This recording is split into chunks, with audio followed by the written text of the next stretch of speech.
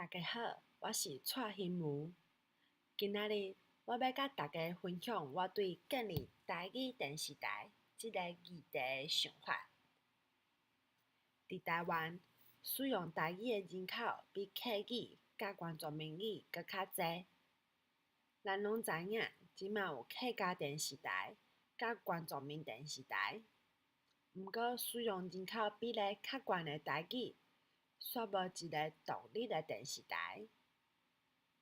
我相信有人会感觉真奇怪，是安怎爱有台语电视台？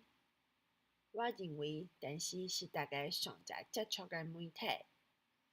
因此咱会使透过建立台语电视台，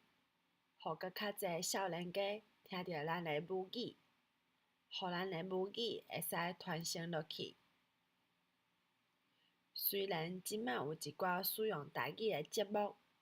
亲像8点档，也是综艺节目，毋过伫这当中，因使用的台语并毋是拢真正确。我希望咱会使建立一个专业的台语电视台，借即个电视台，甲优秀的台语人才留落来，大家共同创作优秀的节目，创作搁较多元的节目，亲像新闻节目、科学节目、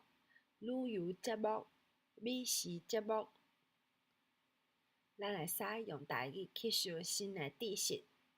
咱会使用台语讨论严肃的议题，咱会使用台语讲轻松的话题。借台语电视台的成立，互咱的母语成做社会主流，甚至是传播到世界各地，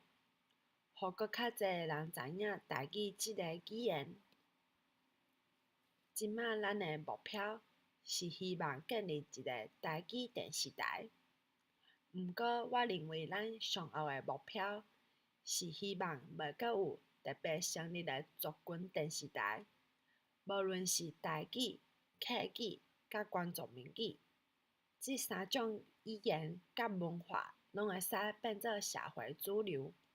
迄个时阵，咱的母语运动才会使算成功。语言是文化的一部分，假使台语消失，嘛代表咱的文化无够完整。所以我支持建立台语电视台，